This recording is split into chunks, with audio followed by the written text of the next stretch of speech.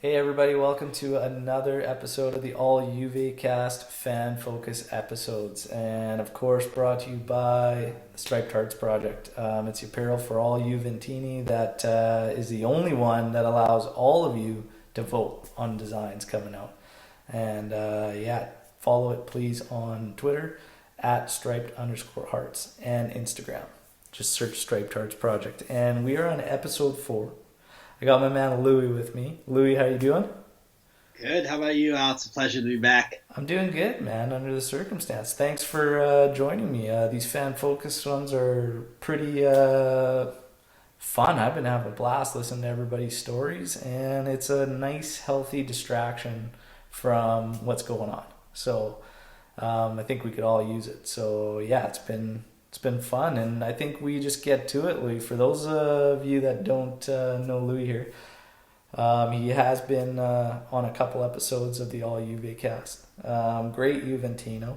When I sent out the questionnaire with about 20 questions, I think I had enough time to go grab a coffee and come back, and he says, "Yeah, I'm ready to record." And I said, "Whoa, okay, slow down." Need a little more time than that, but no, that's awesome, man. So let's get to it. And Louis, give us your full name and where you're from. Well, my name is Louis DeVito. It's my Twitter handle is Louis DeVito. So I'm from Pittsburgh, PA, in the States. And I've been a Juventino for 14 years now. It's pretty great. Nice, 14 years. What do you do for work, man? I work in the film industry, so like all the local movies that come to Pittsburgh, a lot of Netflix-based projects, some Amazon projects, but I work as like a production assistant. Nice. Which I do like all the grunt work. Like I run and grab coffee for actors, or I hang out with the people that stand in the background of movies, or pass out walkies to radios and assist the director. So Well, that's pretty cool, man. Let's throw some couple movies that you've been a part of.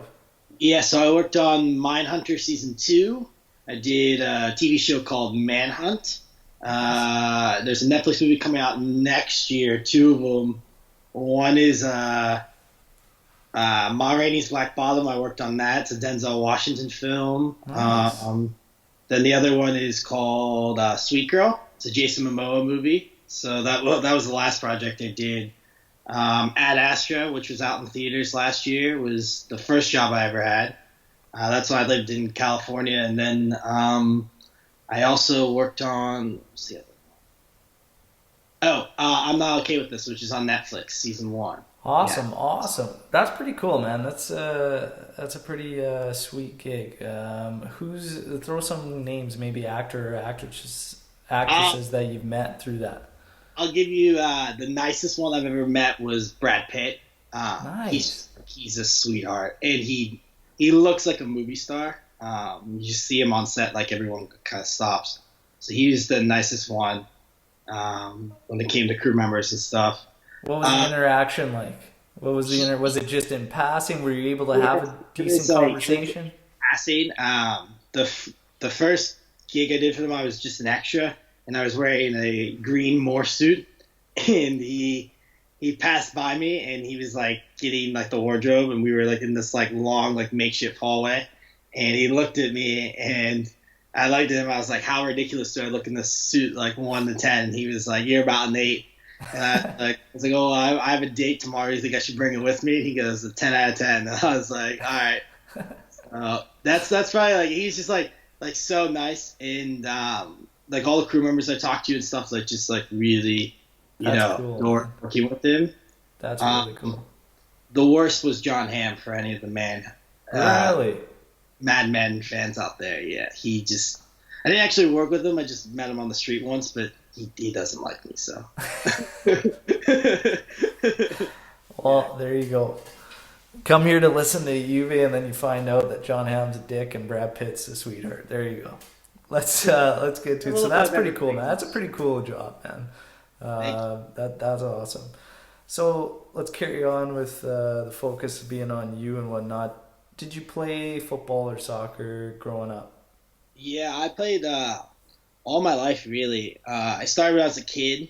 I actually hated it when I was very, very little, like 5, 6 years old. Like, couldn't stand it. The game was just always there. I never quit. And eventually, like around seventh, eighth grade, I really started to get into it. Playing wise, I mean, I've been watching at this point for a couple of years, but playing, I really picked up into it. And I played all the way into high school, and then competitively ended there. I did a little club soccer in college, but it was more for fun. Yeah. Um, So you kind of went. So you kind of made it to about college level, and then kind of dropped off there. mhm. Any other sports or anything that you played? Yeah, I played a little bit of everything. Probably the best that I was at after that was probably I ran track for a little bit, and then I did boxing in college, which was pretty fun. There you go. That's cool. Nice, So man. You mentioned how long you've been a Juventino. What year does that kind of put you in where you really started following Juve? it was right before the 2006 World Cup, so at the tail end of the 05-06 season. Ah, so just like Eric there just joined me, you're kind of right around the cusp of Calciopoli. Yeah, Right. and so like Eric and I are around similar ages. Like that's like kind of like it's a weird time to be a Juve fan, but I feel like people of my generation, like kind of caught it right around Calciopoli. I had no idea what Calciopoli was until Yeah. after they got promoted to Serie A. Like Juve's history was still very new to me. So how Um, do you get into Juve, especially during that time when they get bumped down to Serie B? How did you get drawn into Juve?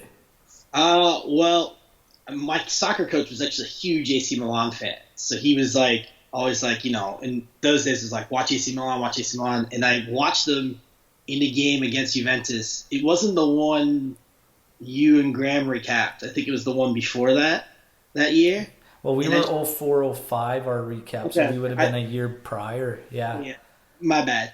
But it was one of those games, and I just remember like Del Piero, and I Yeah. believe Cannavaro was on that team. Yeah.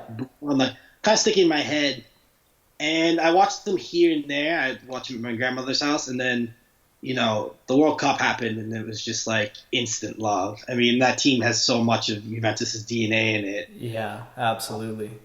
Yeah. So, and through watching the World Cup, you'd see Cannavaro dominate that World Cup, and it was always Cannavaro Juventus, and like Buffon Juventus, Del Piero Juventus, and Camoranesi, Juventus. Yeah. Yeah. I really have that image of the moment I really fell in love with football was when Del Piero scored that goal against Germany, and like he became my favorite player right then, and I had no idea like his history with the club yet. And naturally, yeah.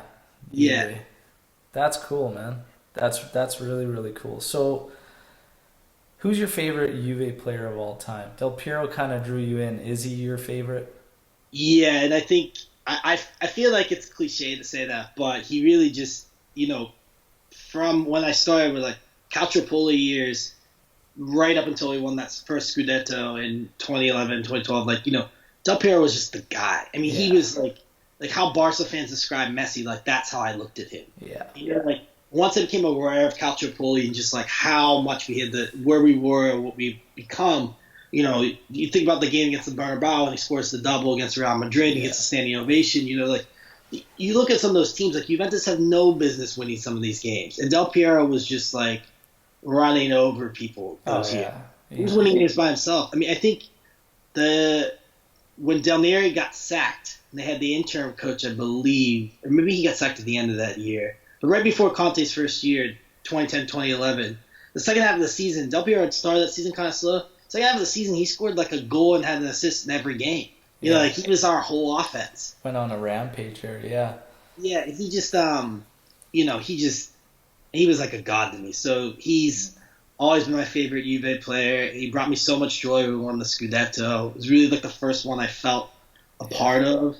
And he scored that goal against Lazio. It was just incredible. Yeah. So Yeah. That's awesome, man. Yeah. I mean, we could say it's cliche or whatnot, but I mean, you touched on it. He was our guy, like that these other clubs have their icons or whatnot, and he was one for a lot of people. And you think about, Jesus, man, look at the number of appearances. I mean, it's only natural you get that much, you know, um, affection for a guy that's been with the club for that long. And not only that, like, I mean, he's the all-time goal scorer for the club. He's the all-time assist leader for the club.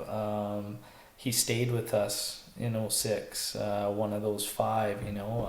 It's yeah, There's there's just never been a story like Del Piero, and there just never will be. Like just the way he is with Juventus. I yeah, mean, like Buffon kind of has this weird thing where like, he left for PSG and came back. Like just Del Piero just was it was a constant. Even when he left for Sydney in the last 2 years, like it almost feels like those years don't exist. You know, yeah, it's just it's yeah. The guy's just a great person and a great player. yeah. Absolutely, man. Absolutely. Who's your least favorite Juve player in your time as a supporter? This one, it took me a little while to think about it. As a player, he he was pretty good for us as a player. It's just the post being a player for us. Danny Alves is my least favorite Juve player All right, there we go. because so the thing with Danny Alves is he was very very good for us. And contrary to what he says, he had a lot of freedom. I mean, he played almost as a winger essentially at some points during that year. Yeah, Scored a lot of goals. People written him off. We brought him back, and then he left Juve and just like he dicks us in the press all the time. He's like, "No, Juve, this the way we played sucked. This sucked." yeah. Like, it's just like, He's an idiot. come, He's always been an idiot, but he's a great yeah, player. But he's an idiot. yeah, great player. He's an idiot, and he Yeah, just like like he shat on a club that took him when nobody wanted him. So yeah, it's just like yeah, I don't really like it when players, when you leave your club, fine, like, like if you're like a Romain Van Persie left Arsenal, like fine, you had a couple good years there, you went somewhere else, you played better, like, just let it go. yeah, It's like it's one thing if you don't play, like I can understand being like, hey, I didn't really like this club because I didn't play, but it's like you really one of the five best players on the team, like what are you complaining about, like, you yeah. know? Yeah, I hear you, Danny Alves. That's a good shout. Haven't got that one yet, but no, that's a good shout. Who's a player you always wished would have joined Juve? Ooh, um, always wish it would I've join. got two that I always go to. Yeah. One's old school; it'd be before your time, but Gabriel Batistuta. I always wanted Batty goal for Juve, like always. Just a player I admired. I loved the way he played the game, and the guys scored like crazy. And he was just amazing to watch. He was always one. The other I always go to is Daniele De Rossi. I always wished, would be a Yeah. Juventino, but he's one of those rare breeds like the ones we have affection for that were loyal, and that Mhm. made me almost want him for Juve even more. Just that loyal, hard-nosed Italian player, and he was awesome. De Rossi was awesome. So Yeah. I think hey, this is another one, but I would have loved to see Rino Gattuso wear a Juve shirt. Because when I think about like a De Rossi, like when I think of like a what a Juve player is, this is a guy that wasn't technically the best player, but he yeah, worked hard and he had desire and he was a winner. Like he won a lot with internationally and with Milan, and I think that that's like a type of player that I would like. There was also a time when we were linked with Sergio Aguero before he was like Sergio Aguero, right yeah, around the time that we ended up getting Tevez. And that's one that I always felt like kind of got away. I mean, Tevez was great for us and he did a lot, but I really, really wish we could have gotten Aguero somewhere in between there. yeah, Yeah. for sure. Um, who is a player we signed that you were not keen on and changed your mind? Who Oh, surprised you? um, You originally didn't like the signing, and then after you became a fan. ooh, that's a really good one. I You named my pick for that one. I actually discussed it with someone today, and it was actually Tevez. I had bought into that bad attitude, and just kind of locker room troubles, all that story. And then he comes in, and then he gets the number 10, and it's just like, what are we doing? What's going on? Like, Carlos Tevez. And the dude was unreal for us. By the end of it, I was wishing he would stay longer. So he's yeah, definitely one I pick.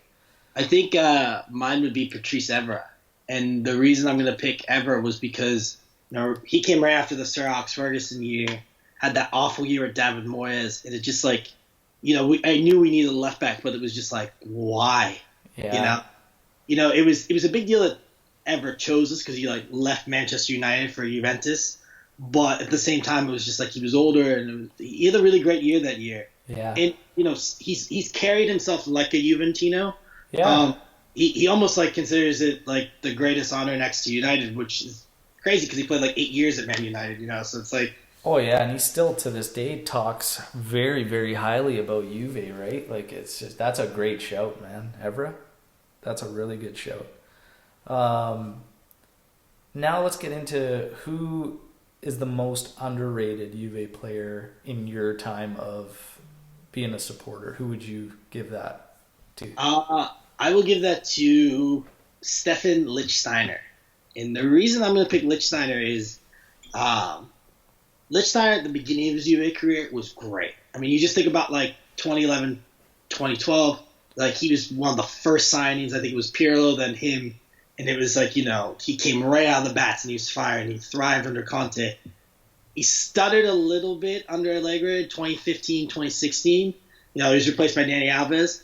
Danny Alves, screws us, goes to PSG. Lichtsteiner comes in, puts a really good showing in. He was kind of past that last year. But there was a game against Spurs when we made that comeback where Allegri threw him and Asimo on like at halftime.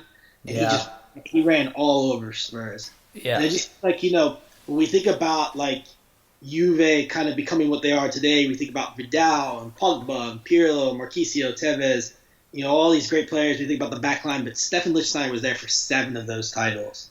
yeah, And I think, like you see like Juventus are like saluting some of the legends the last decade. Like I hope they give him a video because he deserves it. yeah. That's a great show, man. Lichtsteiner, awesome, awesome show.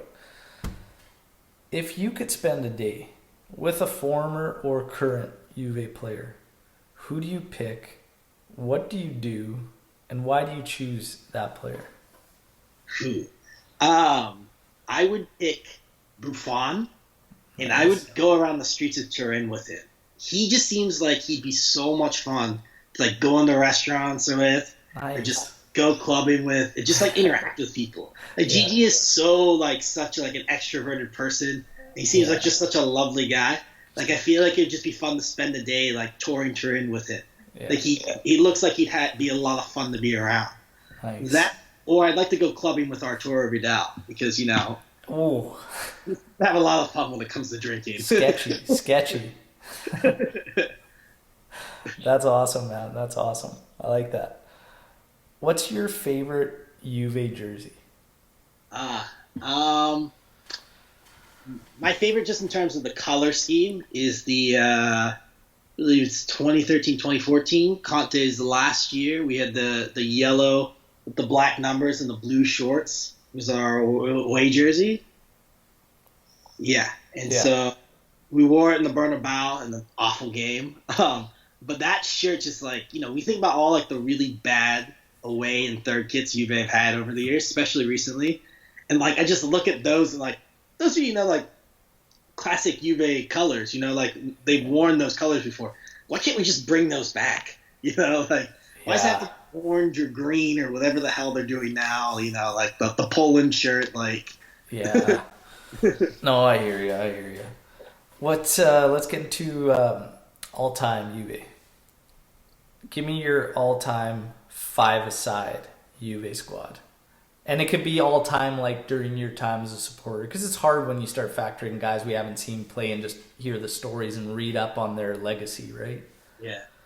So guys I've seen playing, I put Buffon in goal, Chiellini, and then I'd put in a midfield of Pogba.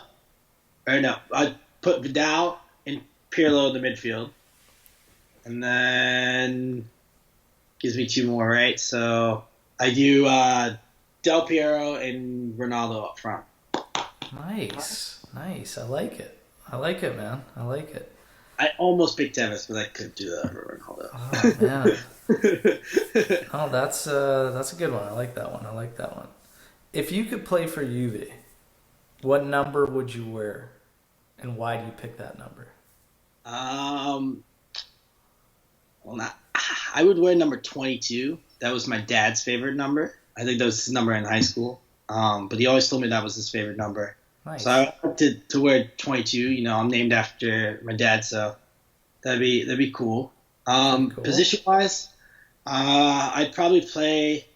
I'd like to play right in front of the defense, like the Daniel De Rossi rule, or I'd play outside back. I always love playing right back. Just like you get to be like, you get to be the a defender. You get to, kick in people, like win the ball back, get physical, and then you get to run forward and just bomb up and down that sideline. Yeah.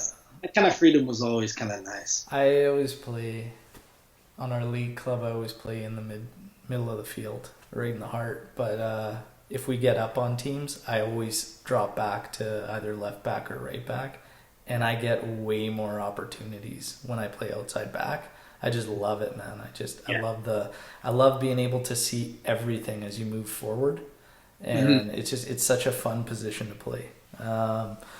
But no, that's great. So Lewis scores a goal in Juve Stadium. What's the song that plays? Okay, so Bayern Munich have a goal celebration. It when they score a goal, it goes yabba dabba doo, and then there's like this din din din din. It's this really annoying noise. And like when they score, like when I watch them play and they score, like I think about the opponents. That has to be the most annoying sound. It's almost like they're making fun of you when you score. So like if I had a goal song, that'd be it because it's just like not only do you score, but you're trolling the opponent when you do so. It's just Oh, like it's absurd. If you can find it on YouTube, it is the most absurd thing. I have never ever noticed that. But again, if it's like Bayern, I'm usually on highlights, so I've never really noticed it. But I'll have to dig that up Yeah. and check that out. That's funny. That's funny. Let's get into Juve match days. What's a match day typically like for Lewis? Are you usually like where do you watch the games usually? Do you have any pre-match rituals, any superstitions, lucky jerseys? Like what's your thing? What's a match day like for Lewis? Yeah. So here in Pittsburgh, I usually, because I live with my parents, I usually watch it in my parents' living room. Got my Apple TV, go right to ESPN Plus. My pre-match ritual is about an hour before the game. I go pick my Juve jersey. It's more of like a feel thing. I choose between three. It's always the 11, 12 one. I have an ADP one. That's my big game jersey. Away matches, I'll wear the black uh, Alessandro Del Piero jersey from the following year when he wasn't on the team. Yeah, And for home matches, I usually wear my Dybala shirt from 2017, 2018. So, nice. yeah. So between those three shirts. Um, and then usually about an hour before the game, I'll watch like some highlights. Usually like Serie A games that came before, or like I'll go look up the player tribute. I Yep. always check the pre-match lineup, tweet about it. I tweet at you my match predictions Yeah, almost every time. I know. Yeah, I love that. I love the predictions. And then, I usually stand for most of the game. So Oh, that's there just you go. no matter who we're playing, I usually stand. It's ever since Conte was our coach. If it's the national team or it's Juve, like I stand for the matches. I feel like that was his effect on me. It's like even the fans, I think, embodied him when he was there. And now I just like, The you know, standing thing's funny. My dad does it. Like he can't sit still through a game, even if we're up or we're winning or whatever. Like he can't. He'll sit for like 10 seconds at a time, and he'll pace a lot. And it's so funny because sometimes he's like commenting on the game, and I'm like, man, you're not even in the room anymore. Like all of a sudden he's in the kitchen or something, and I'm like, what are you? You're not even seeing it, and he's like trash talking some players. So he's like, I can't believe you made that mistake, and I'm like, man, you're not even watching right now. And he's like, I can hear. Like he's going off the commentating. And then one match, what was it? It was our Atletico Madrid comeback last season. That comeback match. I went into it. I was just like, let's see what happens. Like but kind of like the expectations were like, oh, this is going to be really tough to do, right? And it was like, boom, we got that first one, and I had gotten up and I was like pacing around. I didn't even realize I was. I didn't Yeah. sit down the rest of the match. I didn't actually even realize what I was doing. I was like pacing all over the place, and I think I had my daughter at the time. She was super super young, and she's in my arms, and I'm like cheering and stuff and holding her on. I'm like not sitting down. I was just like, oh my god, I've turned into my dad, and didn't even Yeah. realize, right? Like it's just the standing thing's so funny though. For Totally that makes me match, think of my dad. I had the flu, so I had it for like 10 days, and I had like a really high fever, and so like all day, like I just like couldn't move off the couch, and I got up to stand for 2 hours, and it was for like it was just like I was like healthy for 2 hours just to like get through that game, and then That's just like great hilarious. stuff afterwards. That's awesome, man. That's awesome. Give me a funny or interesting story involving you as a supporter that just kind of sticks with you. Maybe just a random place you had to watch a game or something, or just ran into some random Juventini, like just. I'll tell you a really good story. When I was in California, I used to watch all the games with Saeed and Juve SoCal. Shout out to them. I miss you guys. Love the Juve SoCal Club. Love it. Yeah, it's just such a great group of people. But when the place we were watching at the time was a bar in Studio City, which I'm kind of forgetting the name of, but it was an English pub. And when we first started going in there, like they still played a lot of English games. But when the tide turned was during the Juve Spurs tie. You know, that first leg was really crazy. I remember that. Like that, the atmosphere, that had to be like 20, 30 people, Juve fans. It was crazy. The second leg, though, we went down early. We were playing bad. Everyone's yelling at the TV. They're cussing in Italian and, man, whatever language you could speak, like you were cussing in. Everyone's yelling. And then just like in the blink, we came back in that game. And I'm jumping in Saeed's arms. I'm jumping in like other people's arms. Like, I'm hugging strangers. Like everyone's going nuts. And after that, they were just like, anytime you guys want, like you can come in. So like That's the cool. whole year, just like we ran all those people out. That's really really cool, man. That's a cool moment. Yeah, and it's that year where I was like with them all the time is the only time I've been around like a group of like Juve fans, like 10, 20, just like Yeah. watching it. And the atmosphere's so different when it's just it'll always be in my mind. Yeah, that's awesome, man. That's awesome. Um, what is the best moment for you personally in your time, either witnessed live or on TV with UA? Ooh, What would you consider the best moment for you personally, like in your time as a supporter? That's just your favorite. I think the best moment was when we beat Real Madrid in the two-leg tie 2014-2015 because it's the only time we've beaten Real Madrid in the two-leg tie. But jokes aside, it's just like Juve, we won a couple Scudettos. People knew that we had talent, but the big knock was under Conte, couldn't get done in Europe. Just like we'd been eliminated from the group stages, the year before.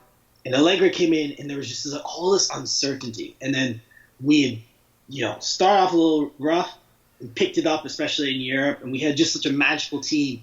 And that was when I really felt like on the European stage, like Juve arrived. They beat Real Madrid, who won the title the year before, would go on to win it 3 more times in a row after that.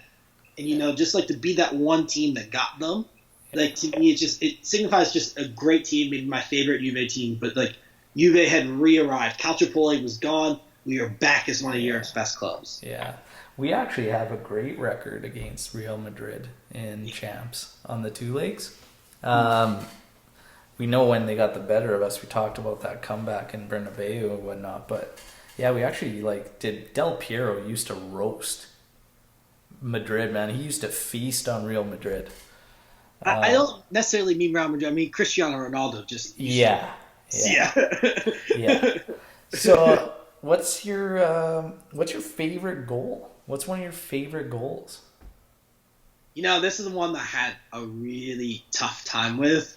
Well, yeah, there's so many beauties, but what's just one that always seems to come to your mind? It always comes back to 2014-2015, the Roma match, which I may have said on this podcast before, but when Bonucci, it's 2-2, last gas chance, and Pirlo's on the bench at this point, it's coming to the end, and, we have a corner, it comes out, Bonucci's running back towards, to defend, and as he's doing it, he just hits a volley. And, this is like before Bonucci was scoring goals like for fun from corner kicks. Because like in 2016, 2017, he was scoring all the time. But like this year, he still like gets like maybe one or two a year. He hit this volley. I'm like, what the hell is he doing? It goes in. I'm going nuts in my dorm room, like freaking out. I just like that was the moment I realized that this team is like really special because Roma had been very good. Yeah. It's kind of one of those moments like, okay, this is a special team, but just that goal from Bonucci was just disgusting. Yeah. And every time I think about Juve, I always think about that because Roma was never the same after that goal. Yeah. So that's awesome, man. That's awesome. Have you seen Juventus live? I have not, and it's maybe my biggest drawback as a Juve fan. I've never seen Juve live, but it was going to be my goal at the start of next year, nice. 2021 to go, assuming we have some sort of season. But within the next 2 years, I will get there. It's become a goal. You got to do it. It's amazing. It's absolutely amazing, and you got to hook up with Maurizio. You got to hook up with Maurizio from around Turin. That's awesome, man. That's all the questions I had, man. This was a blast. Do you have any questions for me before we wrap up?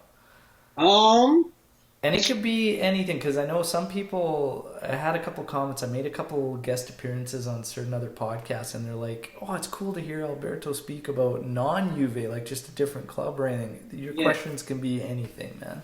Who's your favorite non-Juve player? All time? All time. Oh. Jesus. Mine's a bit of a shocker, but... Go with yours, because I've got like three that jump out of me right away. My Juve player growing up was Michael Ballack. Which really? Is so weird. What the hell? You know what my thing with Michael Ballack was? There's this really cool stat. Michael Ballack, Germany has never lost a game that Michael Ballack has scored in. And I always thought that was the coolest thing. Like, he was their captain, their best player for a while. And just like, Michael Ballack was just disgusting on the international level. Yeah. They never won anything, so I think people kind of forget about him. But like Euro 2008, like he ran the table in that tournament. Yeah. So like with me, I mean, I got to witness. I was really, really young, but I mean, I watched a lot of these guys, and my dad would tell me about like these greats, and like Maradona, Pele, all this and stuff. But like for me, right about the age I was and whatnot, a non-Juve player that really like kind of captivated me, I'd have to say it was Ronaldinho. Yeah. Ronaldinho was just like, my eyes were seeing it, but I couldn't believe it. Mm-hmm. You know what I mean? Like just all the magic. Like the guy was crazy in his prime. I would have to say him. And also the other guy that stands out to me is actually Ronaldo, R9, right? When he was with Merda there and whatnot, he was always just like, oh man, crazy to watch. Yeah, I'll plug in Iniesta too, because just all the years he dominated Italy was just it was a pleasure. Like, yeah, there's a ton of guys. Maldini, I always loved Maldini. He stood out. I may have asked you this before, but who's your favorite all-time Juve player? My favorite all-time? It's got to be Del Piero. Yeah. For me. Baggio, I was getting into it, but Del Piero was the one that like solidified it for me in Juve. Yeah. And there's been a lot of discussions lately. It kind of like come up, and it's been like just, I notice more and more people discussing it now. It's always like one thing, like, I'm going to ask you this question first. I'll kind of give you what I was thinking, but it's been asked to me before, what's one thing you can change about Juve's past? What would it be? I think the way that they let Del Piero go would be the thing I would change. Yeah. And like, when I get asked that, it's like, man, I mean, there's obviously a lot of fixtures I would change. Yeah. But one thing that sticks with me too is I would go back and take that injury away from Del Piero and just see what would have actually come. Because there's been so many discussions that he could have potentially been the one that Messi was compared to, Ronaldo was compared to. Like, he could have been that guy. The fact that he went on for so long after, and the career that he still put together, is nothing short of amazing. But there's no doubt he had to adapt. The amount of pace he lost and agility and whatnot, he was a different player. But and you can see it, like, it's night and day when you watch the Yeah. two sides of Del Piero on both ends of it. But I always, like, it's always in the back of my mind, like, what Mhm. if, right? So that's kind of one. Yeah. But yeah. That's always a discussion I have with my non-Juve friends. You know, they're always like people that like support like Spanish teams or English teams. They're always like, you know, from that generation, they're always like Totti this, Totti that, Totti that. But it's like people that saw Del Piero play, like you know, that saw him play for their whole career. Like, they know that the debate's different, but they always harp on that injury. Yeah. Just like you know, kind of change the international mold for him a little bit. Yeah, but and that's the thing too, is like the Totti Del Piero discussion. For me, it isn't a discussion.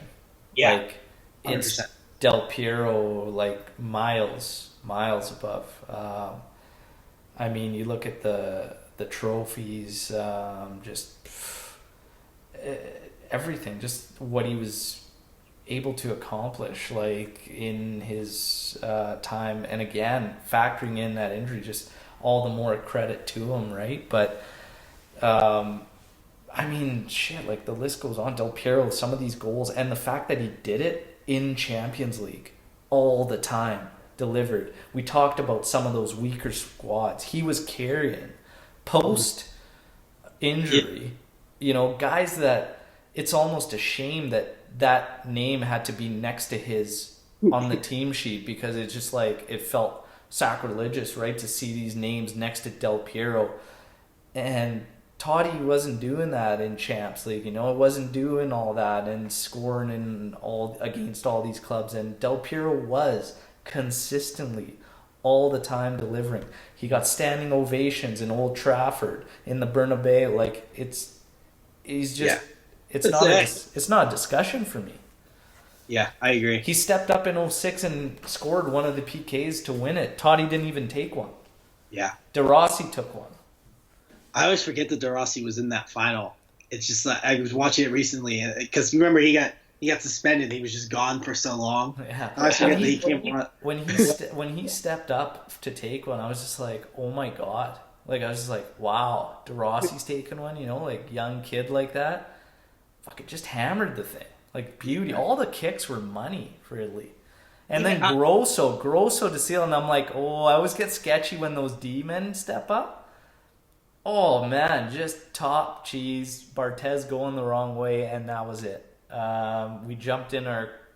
Uh, my buddy brought his convertible over. We jumped in. We had flags going. We brought soccer balls. We went. We shut the bridge down on the city. We were playing soccer on this bridge, and we kept going. And we shut down, like, the whole downtown core, because we're in a small town, and it was just flags going, and it was nuts, man. It was absolutely nuts. I'll never forget that. But yeah, I mean, Del Piero was one of the guys that took one of those kicks, man. And it's, I don't know. For me, it's not a discussion between Del Piero and Totti. I'm not saying anything negative about Totti. I actually always yeah. really Well, enjoyed watching yeah, him as I was growing up. He had a lot of nonsense. He had that short fuse, and he got involved in a lot of stuff. He straightened out for the '06 run, which was beautiful. That whole team came together. Um, but yeah, for me, it's just there's no comparison there between the two. who was your most disappointing Juve signing? My most disappointing Juve signing. Oh my god, man! Like, there's right out of the gate, um, and I don't think it was his fault, but Yeah, Diego really, really was disappointing.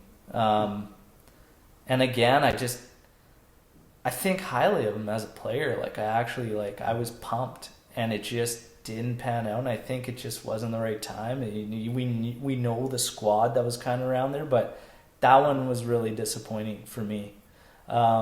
What about you? I think mine is Aquilani. I was thinking about that today, and I remember when Aquilani like kind of burst through. He was very good for Roma. And he had that period in Liverpool where he was just, non-existent because England, they ruin all foreign players. It's just a thing, especially Italians. But there was this weird span where like around like 2008, 2009, like Pirlo had some injuries, and it's like who's the next Pirlo? And it was like him, Montalivo, and they just stoked a lot up of Aquilani, and he just would never fit in with us. I can't stand Montalivo. I never have. Same here. I've never rated him. I always thought he was absolute junk. He used to blow my mind how he used to always make the Azzurri and be in there. And I'm like, go ahead. It was like we have four midfielders. Oh, there's Montalivo. Like, like, it's just like Montalivo was just terrible. Like, oh my God, I remember every time seeing his name and I just lose my mind. And my dad would have the best reactions because he's like, I can't even watch this guy. And he'd go grab a glass of wine and sit down. And she's like, I can't stand this guy. Oh, it's funny. Almost my pick for the least favorite Juve player, but Dani Alves being a dick just took that. My last question: has anyone had a collapse like Roberto Baggio at the '94 World Cup that you can think of? Oh man! Sorry, I had to do it. I watched that last week, so. Dude, the Baggio thing though, like, here's what gets me about the Baggio thing. Everybody knows I love Baggio. I've seen highlights of him. Nobody talks about the fact two guys missed before him, Baresi and what was the guy, Mazzaro? What was his last name? Oh. It was something with an M. I remember. I can't. It's not coming to me. Baresi's missing because I was shocked by that. Those two guys missed. If Baggio buries that, everybody acts like he lost us the World Cup. Brazil still had last shot. Yeah. And we wouldn't have even been in that final without Baggio. Yeah, he was just like rewatching those matches, just like how people like view Messi today is how Baggio was at that moment. Oh man, I can't believe that everybody just throws that out. It's just like, man, we literally were there because of him.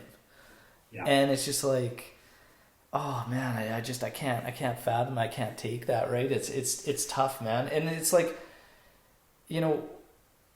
if he would have stepped up and buried it before those other two missed it, like, it's the same difference, right? It's just like he steps up for something that keeps them alive, but Brazil still had last shot, and you have two shooters miss early against like Brazil, and Brazil had a pretty stellar lineup. Like, you're watching these guys coming up and you're like, oh man, we missed two, like, yeah. Oh, Bebeto, Romario, like, they had a wicked team, man.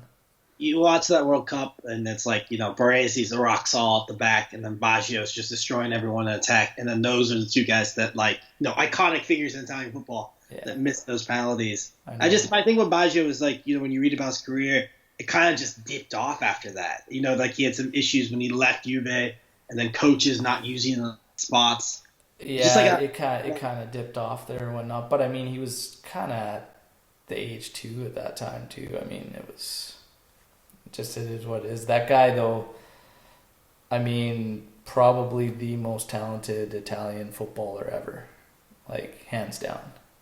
Watching clips of him at Brescia, like when he was older but still dominant in certain games, like, just like he's a freak. He's crazy. He's absolutely crazy. Like, he used to go through complete defenses and mids like nothing, like absolutely nothing. He was just a hot knife through butter. It was crazy to watch. Crazy. Yeah. If you could go, we're going to finish with this last question for you, Lewis. If you can go back in time and watch any match of your choice for Juve, which match would you pick? What era would you pick a Baggio one? Would you go watch Del Piero live? Would you, like, what era and what game? Like, as much as I would want to watch Baggio play live, I would like to be in the stadium for when Juve took down the Galacticos 3-1. The iconic figures of Calciopoli in a couple of years, Del Piero, Trezeguet, Nedved, all score goals in that. We spoke on the podcast before about Ali's goal just being like one of like the great goals in Champions League history. And Nedved had like just a really dominant year. I remember seeing Nedved kind of older post Cal AAA, just not peak Nedved, but it would be cool to see him in his peak. Yeah. See That's Trent a in his peak. that's an awesome match to pick. Absolute, oh, iconic celebrations, man. Those pictures too, like it's amazing. That is also the next match on the classic recaps coming up with my man Mustafa Tamer. He's going to be recapping that one for me. Lewis, this has been a blast, man. It's always a pleasure. I'm glad you and your family are all doing well. Is there any last message you want to put out for everybody during these times before we sign off? Yeah, to all the Juventinos out there, all across the world that are suffering or maybe even fortunate enough not to, just, stay indoors, wait it out. Couple months, football is going to be back. This hopefully will all be over, and we'll look back and be like, "What a crazy time to be alive." But just do your part. And if you've been affected by this, if your loved ones have been affected by this, Juventinos, non-Juventinos, we're all in this together. So just think about the people that have been affected, particularly in Italy and in New York, and just let's do our part and let's get through this. Thanks for having me on, Al. Absolutely. Anytime, my friend. Great words. And yeah, I mean, nobody's alone, and I've opened up my DMs to anybody that wants to reach out that might be, suffering a little more than others right now, but you're not in it alone, and sometimes the best thing is just to let it out and vent and have a set of ears to just kind of listen, right? But yeah, definitely reach out. But everybody else, don't risk it. Just be smart, stay safe, and yeah, we will get through this. And there will be another day where we enjoy La Vecchia Signora, and it's going to be that much sweeter because we went through all of this, and we did it together.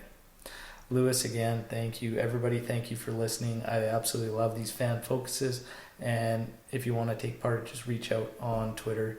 It's at AllJuveCast. Please also subscribe on YouTube. We got a lot more of these videos coming up, classic recaps, and eventually leading back up to the real show, which is the real match recaps on Our Old Lady.